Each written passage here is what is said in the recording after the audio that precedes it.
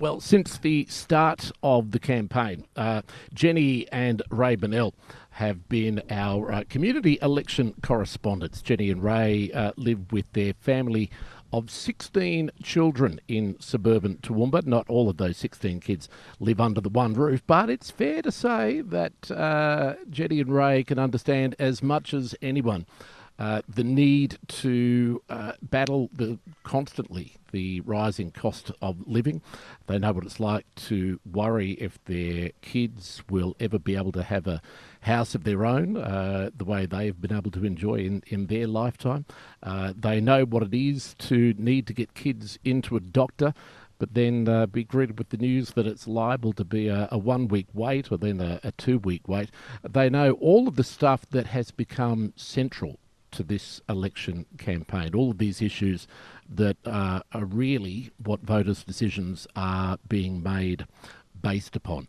And they join me for their summary of the week just gone by. Jenni and Ray, good morning and welcome. Lovely to have a chat. Good morning, David. Morning, David. Great to have a chat to the both of you. Look, time-wise, there's a lot to talk about, but I'm just curious very quickly to start off with. The second last week of the election campaign ended on Anzac Day, and that ended up being inspiring a bit of a discussion about the merits or not of a welcome to country ceremonies after the controversial interruption and booing at the Melbourne Anzac Day dawn service. The booing as the welcome to country was happening. That's brought that issue into the election campaign, and when questioned about it, both certainly the opposition leader, Peter Dutton, has made the point that the ceremonies are being overdone. He said for the start of every meeting at work or the start of a football game, I think a lot of Australians think it's overdone. It divides the country,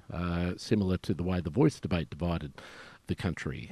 The Prime Minister has simply said he wants the country to be as good as it can be, and it was up to event organisers to make that decision.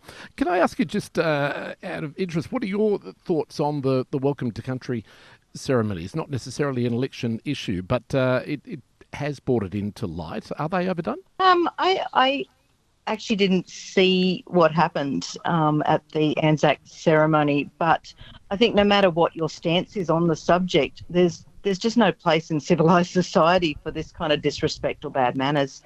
So I think, nobody's going to condone that kind of behaviour, but I think it's probably a conversation for a different time. We're adults, we can have a healthy conversation on it, but during an election campaign, I don't know whether that's actually relevant right this very moment.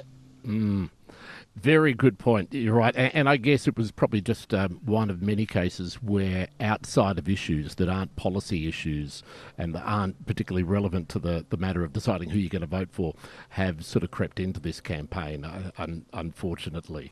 Among promises, the Coalition has promised to cut net overseas migration by 100,000 straight away if they're elected to power on Saturday. But in response, the Prime Minister has simply said that Labor would pass laws to cut migration further, but has been fairly hazy on the details. But he called on the opposition to say exactly where their cuts would be made to migration numbers.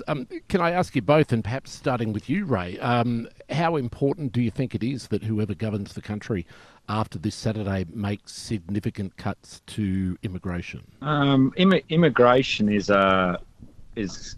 we have to get the balance right for that.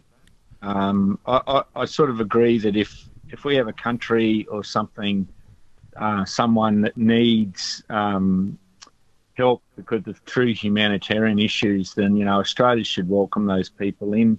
But we've also got to be careful and make the right balance that our own children and kids can afford their own home, or at least have availability to their own home. It is a quite a close balancing act, and we've got to make sure that the kids can find jobs, that they can have the opportunities to go to university. Immigration is one of those things where at different times we probably do need more people to come into the country, and then at other times, it can affect the actual people that live here as well. So yeah, it needs to be balanced correctly in the immigration. So certainly not at the expense of our well-being and our chance to get our basic needs. That'd be correct. Yes, that's correct. Yeah. Jenny, would you agree? Yeah, I do agree. I think all countries are struggling, and we have to get our economy right here as well, to give our folks a fighting chance to get their educations and their jobs and their homes. And I think if you bring in too many people, it will tip that balance and make it impossible to get that right. In other election news this week, Labor, the government, is promising a service called 1800 Medicare, so a medical telephone service for medical advice will be available to all Australians with the added benefit of urgent after-hours GP consults if needed, which would, they claim, prevent around about 250,000 unnecessary trips to hospital emergency departments. Jenny, what are your thoughts on this? Do you think an expanded medical advice helpline could help offset the challenges in getting in to see GPs at the moment? And I must emphasise, reading this policy, Labor are not saying this is instead of employing more GPs, because they've already announced plans to try and boost that number. But I guess this is another weapon in that particular arsenal. What are your thoughts on that? Yeah, I believe this is a really great idea if it actually happens. If they actually implement it and they can find enough people here to man the lines, I think it's a fabulous idea. I mean, we can't be down there speaking with you in person today because I've got a pinched nerve in my arm. And, you know, I would love to be able to just pick up the phone and get some advice on what I'm doing, because, I mean, who's got $100 every time you want to go see a doctor? And, you know, as you say, trying to get an appointment, you know, you've got to plan to be sick 3 weeks out so you can get in to see a doctor. Yeah. So being able to pick up the phone and to get that advice straight away is awesome. I think that's an awesome idea. And Ray, would you agree? And I guess also, you know, keeping in mind that a lot of the time when you do go to the doctor, it does end up being something that perhaps, you know, it was more advice, or it's a virus, you've just got to sit it out. And you feel like if I could have got that advice over the phone and saved myself the $100 or so dollars to start with. Yeah, well, if you could get that advice over the phone, it also, when you have to go to the doctor, you have to take, you know, time off work. And, you know, most of the clinics nowadays are so jam-packed that they run a little bit late, so it impacts that as well. So most definitely a phone call to someone who can give you that correct advice on what might need to be done is definitely a good idea. Can I ask both of you, as the campaign for the 2025 federal election draws to a close, do you feel that either of the major parties, or even any of the minor parties or any of the independents, have presented a clear and compelling reason why they are the best team to govern Australia for the next 3 years? Is there anything definitive that have come out of it for either of you? Jenny, I'll start with you, if I may. Look, I think all parties have offered some really good ideas and policies, and I'm always a little bit confused, I guess, as to why, when they can have all these great ideas around election time, why these haven't been implemented while they're governing the country, or maybe for those, you know, in opposition, why they haven't dug their heels in and sort of pushed harder for these things to be already up and running. I just wonder why it's just sort of this game of, you know, it's election time, let's bring out all the big guns now. Why aren't these things already up and running? Yeah, I'm sure a lot of people are asking that same question. What do you think, Ray? Yeah, I agree with Jen. Yeah, we have to make sure, you know, both parties do offer, you know, some good ideas and good policies, but yeah, we really do seem to only hear about a lot of that stuff when they want to be, you know, re-elected. So I'm sure the two of them do a lot of work that we don't always hear about while they're in government. But obviously at this time of year, when they're all looking to be re-elected, you know, they have to put forward their ideas as much as possible.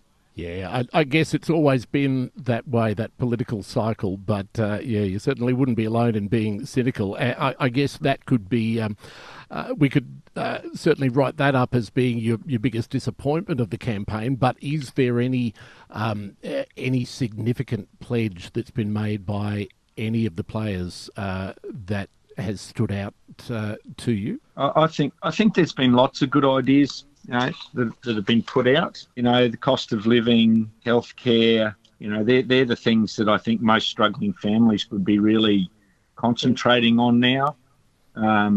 You've got to sort of pick through a lot of the noise that comes out in an election at this time of year. But yeah, most definitely, I just think healthcare and cost of living are the really two big items that most people should be concentrating on.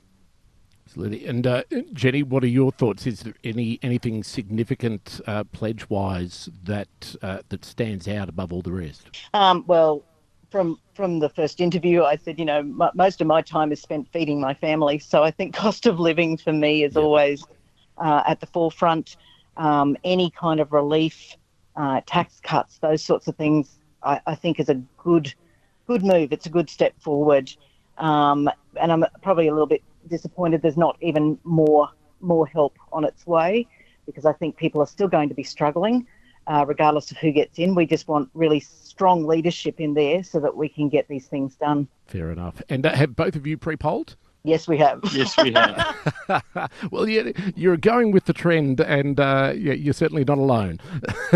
Did you have to queue up to pre-poll? A lot of people say, oh, well, the main reason I pre-polled, it's got nothing to do with the long weekend. It's to avoid the queues. But then, as the trend catches on, you end up queuing anyway. Does anyone really have time to stand around for 3 hours, That's right, yes, yeah. But pick the wrong moment to pre-poll and you could have ended up standing around for 2 hours maybe anyway. But anyway, nice to have it out of the way. True, very true.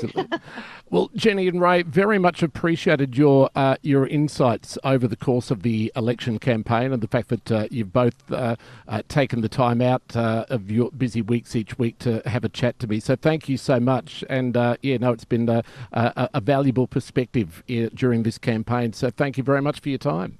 Oh, you're very welcome. It's been a pleasure. It's been a pleasure.